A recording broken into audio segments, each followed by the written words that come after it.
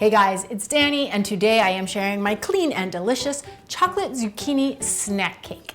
Now, originally I was gonna call this recipe a brownie, but I find that the texture is a little bit more cake-like, so I went with snack cake. But really, if you are looking for a chocolate delicious treat that also happens to be packed with nutrients, I don't care what you call it, this recipe is for you. So I've got my oven preheating at 350 degrees, and I have greased an 8x8 baking pan with a little bit of coconut oil. You could also do this with butter or cooking spray.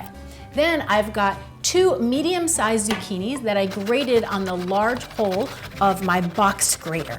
Now, really what you want here is 2 packed cups of zucchini. If you have very picky eaters in the house, you could peel the zucchini first so nobody sees any speckles of green in their snack cake, but otherwise I would leave it on because there's a lot of nutrients in the skin. So in a nice big bowl, I'm gonna start with my wet ingredients. I've got 2 eggs, 1 tablespoon of vanilla extract. Now, did you guys know that vanilla actually makes chocolate taste more chocolatey? The irony. A half a cup of coconut sugar. You could also do a little turbinado sugar if you didn't have coconut sugar, and a 1/4 cup of applesauce. I'm gonna stir this together, and then while I'm combining my dry ingredients, that coconut sugar will dissolve into the liquid. Then into a separate medium bowl goes 1 cup of white whole wheat flour. Now, FYI, white whole wheat flour is a whole grain. It comes from whole white wheat berries, and it does include the bran and the germ. So it's 100% whole grain. It's just a little bit lighter in color by nature, and I find that it's a little bit softer than whole wheat that comes from red wheat berries. So I like it when I'm baking because it yields a little bit of a more mild, soft end result. Then 1/2 cup of cocoa powder, 1½ teaspoons of baking soda, and 1/2 teaspoon of salt. I'll gently mix all of the dry ingredients together until they are well combined, and then I'm gonna pour my dry ingredients into my wet ingredients and mix again just until everything has come together.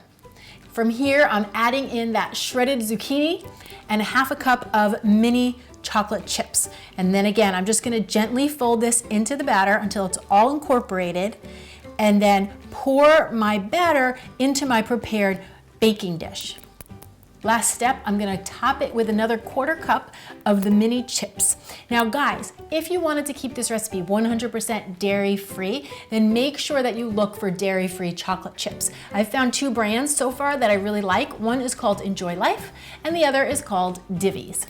Now from here, I'm gonna pop this into my 350-degree oven for about 30-35 minutes, or until a toothpick goes into the center and comes out clean. Now, the hardest part, of course, as always, is allowing them to cool completely before you cut into them. Once they're cool, I like to cut them into small squares. So I'll cut this pan into 16 pieces, and then I will store whatever we don't eat right away in the fridge for up to a week, or into the freezer for a good month or so.